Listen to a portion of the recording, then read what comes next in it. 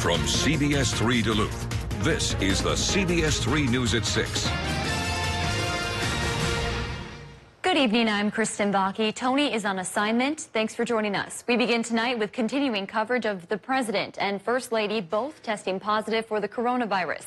The news came about a day after he held a campaign rally in Duluth with thousands in attendance at the Duluth airport. Today, the President's press secretary says he's experiencing mild symptoms. The President is currently at the Walter Reed Medical Center, where he will spend several days. We saw Marine One land on the White House lawn and then saw President Trump walk to the helicopter in a suit. He gave a thumbs up and a wave and seemed to be in good spirits. The official said the visit was precautionary and that Trump would work from the hospital's presidential suite, which is equipped to allow him to continue his official duties. Earlier today, the White House said President Trump remains fatigued and had been injected with an experimental antibody cocktail. Shortly before he left, the president had this to say from the White House. I want to thank everybody for the tremendous support. I'm going to Walter Reed Hospital. I think I'm doing very well, but we're going to make sure that things work out. The First Lady is doing very well. So thank you very much. I appreciate it. I will never forget it. Thank you. We will continue to keep you updated on the president's condition as we learn more. Now, concerns are lingering closer to home as well. During Wednesday night's rally at Duluth International Airport, President Trump was seen throwing out free hats to the packed crowd. It's still not clear when or how the president contracted the virus. Trump's Duluth rally lasted about 45 minutes, which is roughly half the length of his typical speeches. Before the big event, he also reportedly attended a closed-door fundraiser at a private home of a wealthy supporter down in Minneapolis. The event was held at a home on Lake Minnetonka. A senior campaign official says everyone was required to sign a legal waiver before they went in. They also had to get a COVID test, which the source says provided results back in about 45 minutes. They estimated 30 to 40 people interacted with the president in the same space. They said all photos were with people 6 feet apart, and there were tape marks on the floor to encourage social distancing. The president also apparently spoke from behind a rope. Meanwhile, members of President Trump's family have been getting tested for COVID-19. President Trump's daughter Ivanka and her husband Jared Kushner tested negative for the virus this morning. Barron Trump, the president's 14-year-old son, also tested negative. In a tweet, Ivanka said she was praying for the swift recovery of her father and Melania and for all those impacted by the pandemic. Following the president's positive diagnosis, Vice President Mike Pence and his wife Karen tested negative this morning. According to the White House, the VP remains in good health. On Twitter, he said he joins the millions across America praying for their full and swift recovery. The vice president has been undergoing daily testing for months now. After sharing a stage during Tuesday's debate, Joe Biden has tested negative for COVID. Biden's primary care doctor confirmed that late this morning. Democratic presidential nominee and his wife were tested earlier in the day after news of President Trump's infection was announced. Biden was on the debate stage with the president for more than 90 minutes earlier in the week. Biden wished the president and First Lady well. He also thanked his supporters for their messages of concern and reminded people to wear masks and social distance. Biden held a rally in Michigan earlier this afternoon. The upcoming election is less than a month away, and President Trump's COVID-19 diagnosis makes the future of the race unpredictable. CBS3's Emma Quinn spoke with local political experts on what they believe future campaign events and debates could look like. The president's COVID-19 diagnosis could mean the end to his large campaign gatherings. As we learned Friday, most events have been moved to a virtual platform. Others have been postponed for the time being. Cindy Rougeley, associate political science professor at UMD, says while many of Trump campaign events have been altered, there's a chance they could start up again. Adding his diagnosis will likely continue to raise concerns over Trump's handle on the pandemic. Rougeley says being only a month away from November 3rd, there are a small group of voters who could be swayed by the president's diagnosis. I think right now you have basically two types of people that are listed as undecided.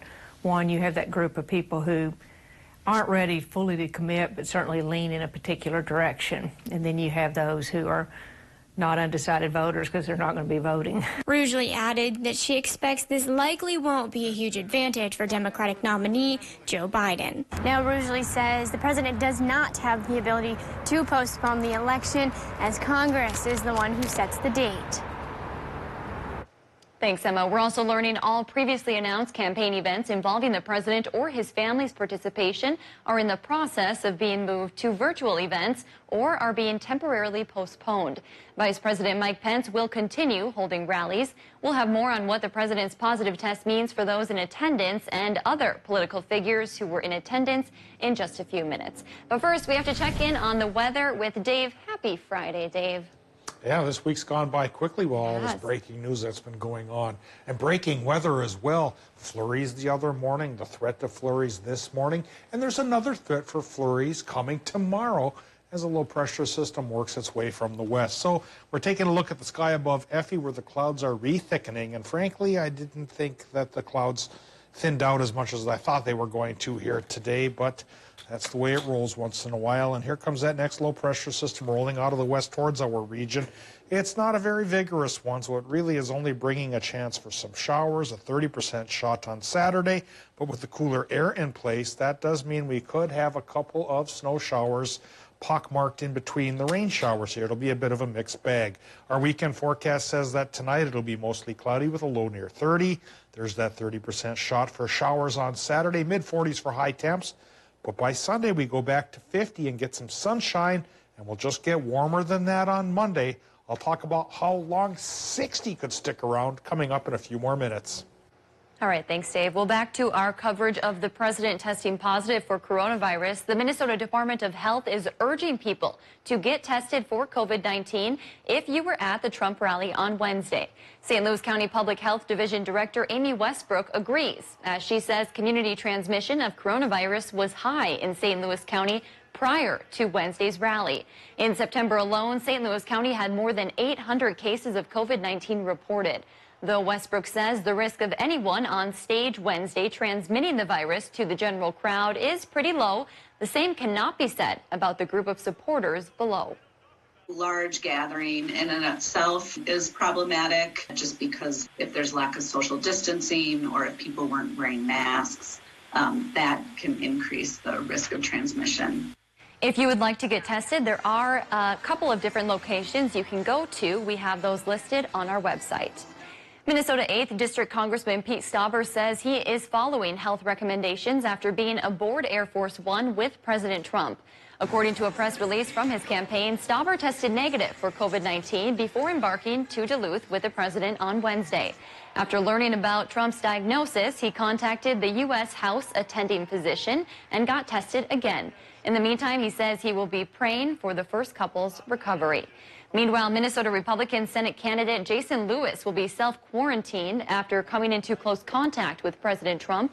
According to a tweet from the former congressman, Lewis is feeling fine and displaying no symptoms, but will self-quarantine and get tested as soon as possible.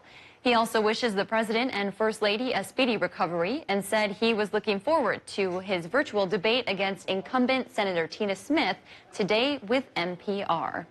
Minnesota DFL Chairman Ken Martin released a statement saying all at the party wish the president and First Lady a swift recovery from COVID-19. He says it's a reminder of the threat posed to all by the pandemic and that people should continue to follow CDC guidelines and the state's mask order to limit the spread. We did reach out to Minnesota's GOP leaders but have not heard back as of news time.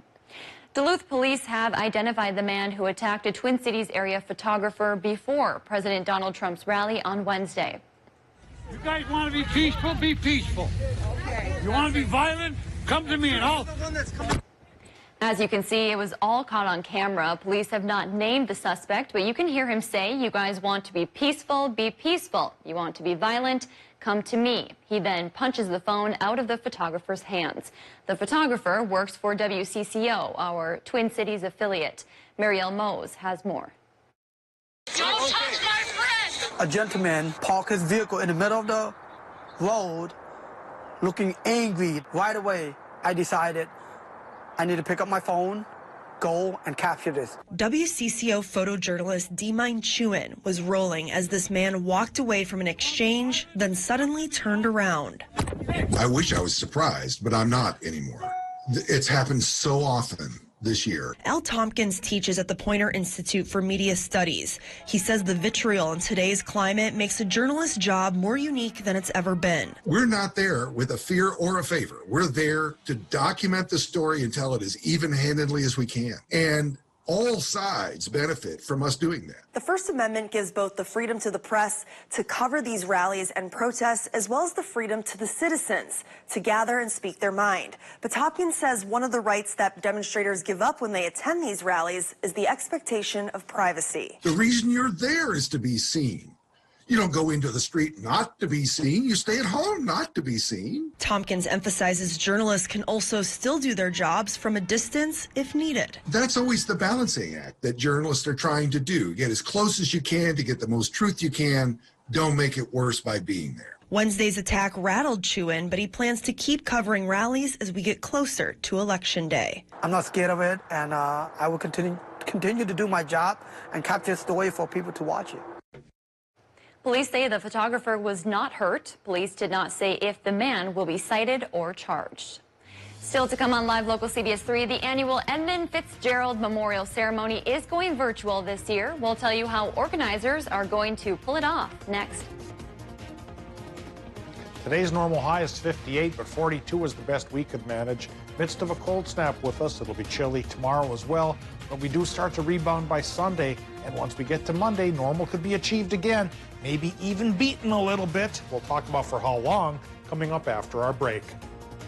Season 2 is The here, Kelly y'all. Clarkson Show, weekdays at 3 on CBS 3. How long have our ancestors debated, taco or quesadilla? Taco John's has found the answer. Both. Introducing the cheesy grilled chicken quesadilla taco. Get 2 for just $5. Taco John's. Bigger, bolder, better. I'm Tina Smith, and I approve this message. Jason Lewis sure has a lot to say about women. He actually said women who care about birth control are brainless.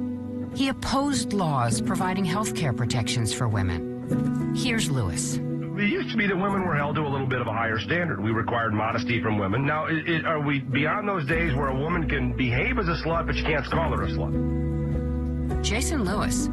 Wrong for women, wrong for Minnesota. I've got one for you.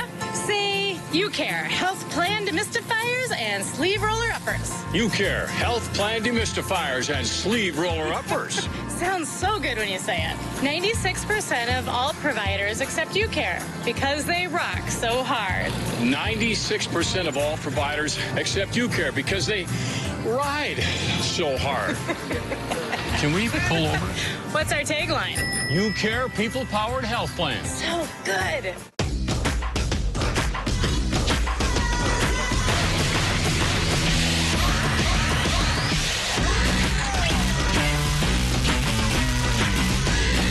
Real steel. Find yours. And find what fuels you. Not sold at Lowe's or the Home Depot. Pick up at over 9,000 local steel dealers. Find yours at steeldealers.com. My 95.7, the Northland's best variety all day.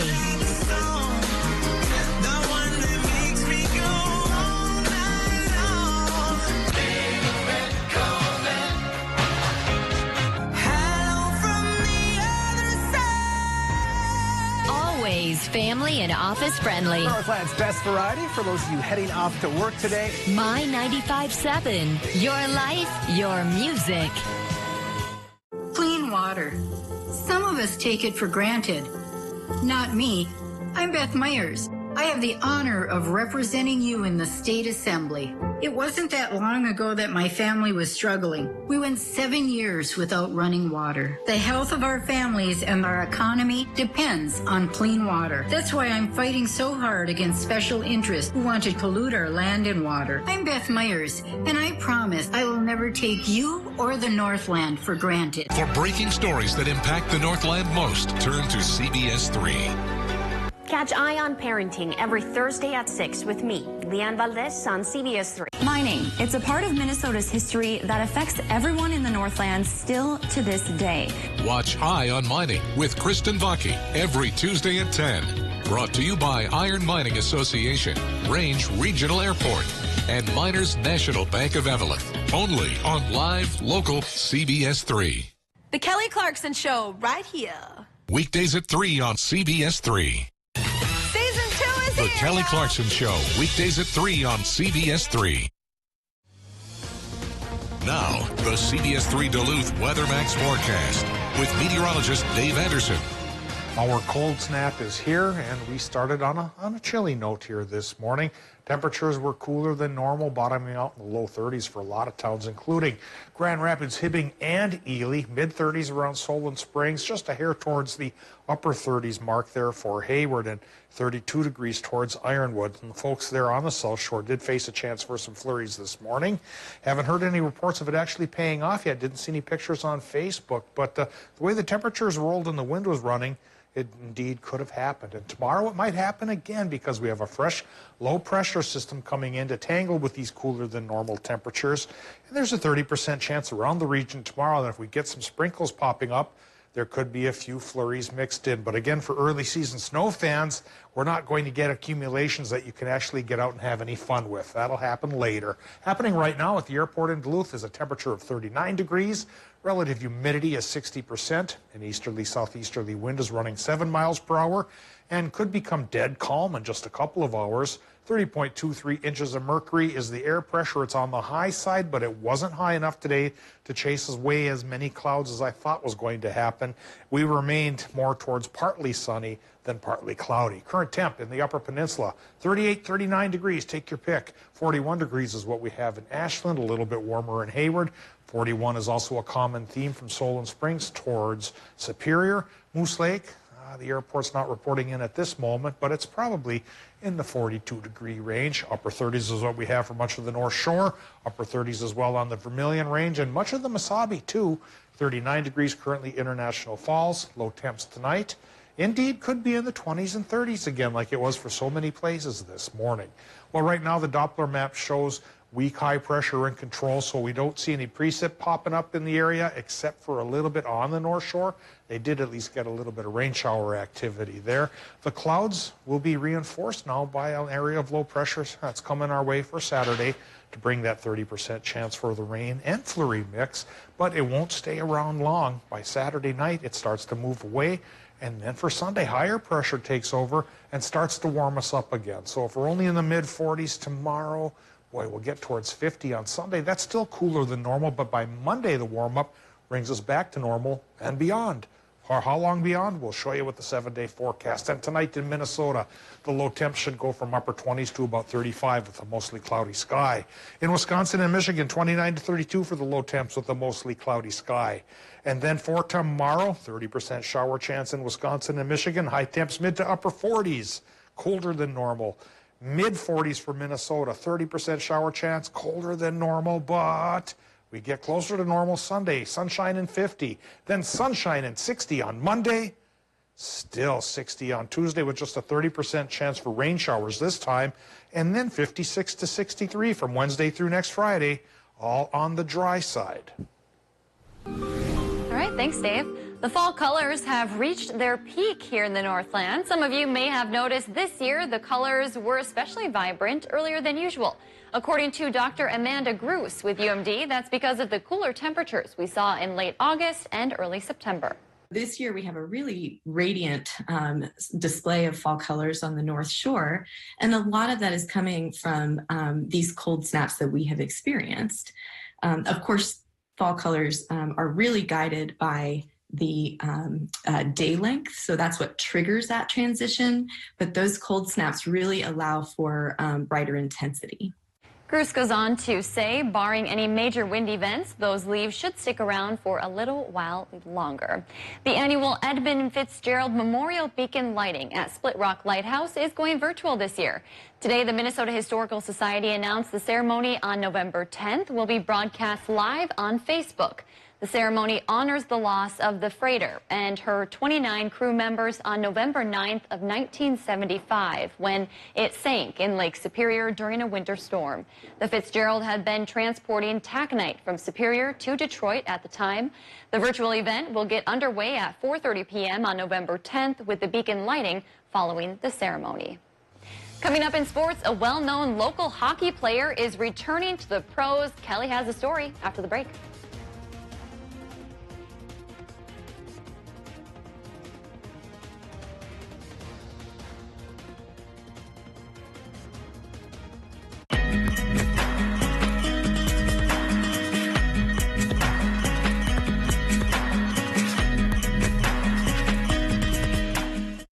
CBS3 live cams are brought to you by Kohler Chevrolet Buick GMC Cadillac. You're not just getting a car, you're getting Kohler.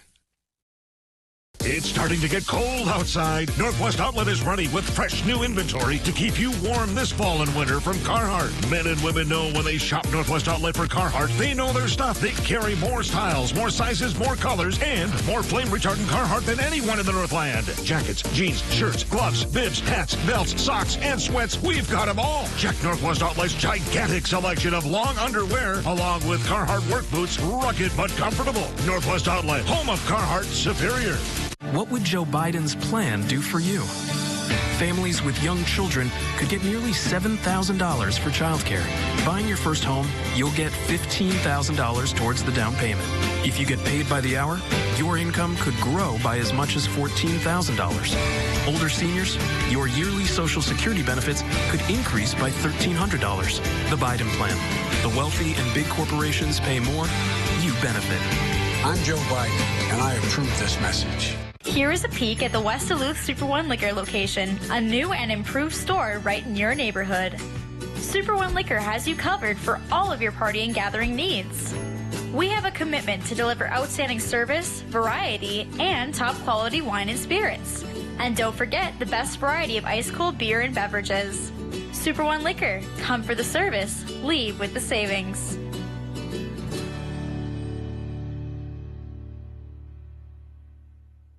A woman who was young had COVID-19. I remember her because she had a bracelet that had the names of her children. She asked me, "Doctor, am I going to be okay?" And I could not give her the answer that I wanted to give her. There's no excuse for why we don't have this under control at this point. Joe Biden listens to medical experts. He actually has a plan that does the things that we should have been doing many months ago. And Joe Biden is not going to let his ego get in the way of fighting the disease. FFPAC's responsible for the content of this ad. Dante was killed in Pearl Harbor. We had a very hard time getting Dante flown home to Duluth, running into roadblock after roadblock after roadblock. Pete Stauber was very much there for us every bit of the way. And he would look at us and he'd say, "We're going to make that happen for you." Thursday night, the family of Dante Teeny got him back. Pete came through for our family with flying colors. He sees the needs of the people and he fights for them. I'm Pete Stauber, and I approve this message.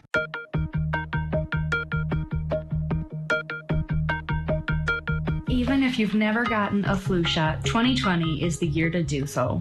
Memorial Medical Center, your local health departments, and area tribes are encouraging you to get a seasonal flu shot to protect yourself and others. A seasonal flu shot is the best defense against flu, especially when COVID-19 is still a risk.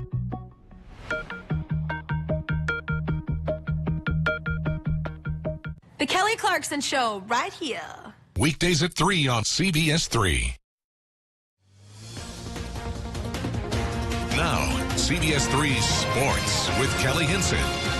Former Bulldog and Duluth native Emma Stauber will continue to do double duty this upcoming hockey season. Today, Stauber re-signed with the Minnesota Whitecaps for the upcoming season. She also will continue to be the head coach of the Proctor Hermantown Mirage. In a statement to the NWSHL, Stauber says the reason behind her decision was to continue to inspire the up-and-comers and help them achieve more than what her and her teammates have accomplished, this becoming her third season with the Whitecaps.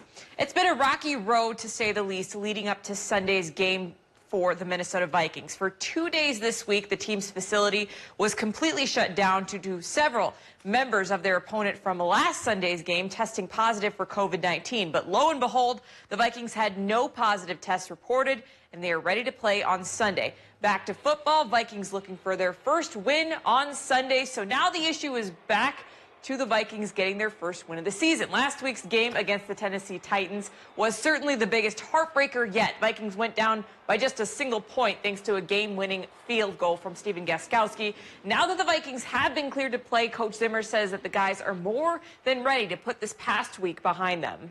I'm really proud about the way they handled things. There hasn't been really any complaining. We obviously have had to do a lot of extra things that we don't normally do, point-of-care contact test or a point-of-care test, our normal testing, and you got to sit in your car and wait to come into the facility. So we've had to adjust schedules and times, but they've handled it really well. And the Vikings kickoff at noon this Sunday against the Texans. Cornerback Mike Hughes has been officially ruled out. The Packers get an extra day of prep this week. They take on the Atlanta Falcons on Monday Night Football. Kickoff is set for 7:15 p.m. It's been a tough fall for high school athletes in Minnesota, especially seniors who didn't know if they would get to have their final season as high school athletes at all. Now we know that they'll at least get a crack at a season, but it will still feel a little different. So in Hermantown, head coach Mike Zagelmeyer came up with a unique way for his senior class to come together. This afternoon, the Hawks seniors installed the goalposts from Hermantown's original football field, which was at the corner of Uggstead and Maple Grove Road, at the entryway of their new field, Centricity Stadium. Zagelmeyer says he wanted to make sure that the senior class had a way to leave their mark on the program and connect the old with the new. It's emotional because it means something to us that have grown up in Hermantown, and I'm very proud of where we came from, and Hermantown has a real strong football history, and we wanted to make sure that we didn't lose that when we built the new field. I mean, going from grass and the mud and the snow that we've always been used to playing in here at Hermantown and going to turf, that's a huge change for us, but we never want to forget where we came from, and that goalpost was part of that, and we just didn't want to lose something that has been so much a part of our football history. And the Hawks will break in their new turf for their season opener next Friday against Duluth Denfeld. And Kristen, you were talking about the leaves earlier and how it feels like fall. I think it officially feels like fall when you've got all realms of football back. So this will be good. I know a lot of people are happy about that. They are indeed. Those football players better bundle up. It's a little chilly out there. It looks like they were working hard. They were working hard. They got it. Thanks, Kelly. Well, Dave, speaking of that. Yeah, gee, Mom, who wants to bundle up?